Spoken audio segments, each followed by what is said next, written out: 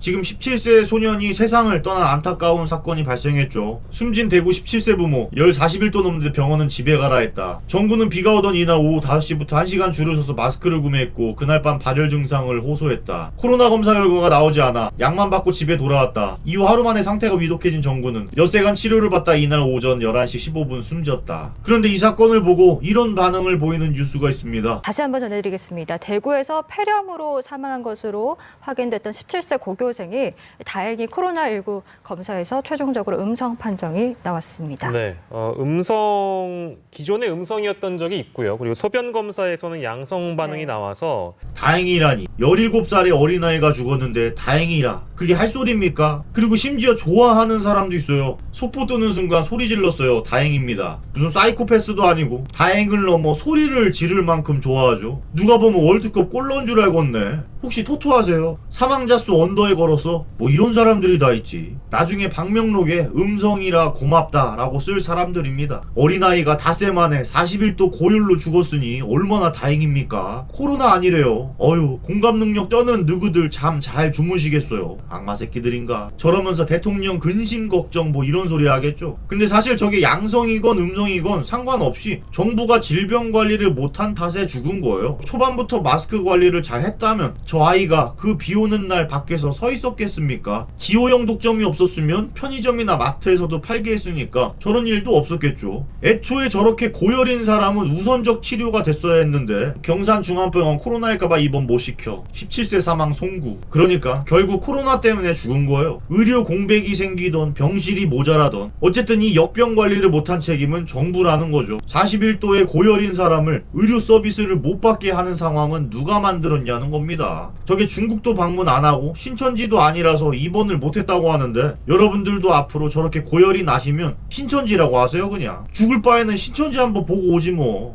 또 하나의 걸스캔도 애니띵 사례가 있죠. 요즘 나오는 큰 사건들은 죄다 그들이 해. 조국 아내 정경심이 재판을 받는 도중에 재밌는 뉴스가 나왔습니다. 딸 조민의 인턴 경력에 대해서 키스트 전 센터장이 무슨 말을 하냐면 조국 딸 동료 교수 소개로 인턴으로 받아줘. 3일 나오고 안 나와. 실험실원에게 특이사항을 물으니 하루 종일 엎드려 자고 있었다는 충격적인 이야기를 들어 기억하고 있다고 덧붙였다. 그리고 조민 아무 말 없이 안 나와. 인턴 장려금 취소 조치. 인턴을 가서 하루 종일 잠만 자다가 3일 만에 아무 말 없이 안 나왔대. 뭐 이래 능률을 대폭 늘리기 위해서 숙면을 취하신 건가? 하긴 뭐 고2 때 이미 의학 논문 제1저자로 내신 분인데 얼마나 시시하겠습니까? 이게 무슨 어떤 사람이 이럴 수가 있는 거지? 다들 뭐 인턴 해보셨는지는 모르겠는데 제 기억으로는 저의 인턴 생활에는 굉장히 열심히 했습니다. 뭔가 그때는 정장에 막 회사 목걸이 차고 신입사원 느낌도 나니까 얼마나 또 열심히 합니까? 이게 일반적인 인턴의 모습이었어요. 그런데 하루 종일 엎드려 잠만 자. 조는 거와 엎드려 자는 거는 차원이 다른 얘기죠. 어떤 성격의 인물인지가 가늠이 됩니다. 또 3일 뒤에 아무 말 없이 안 나와.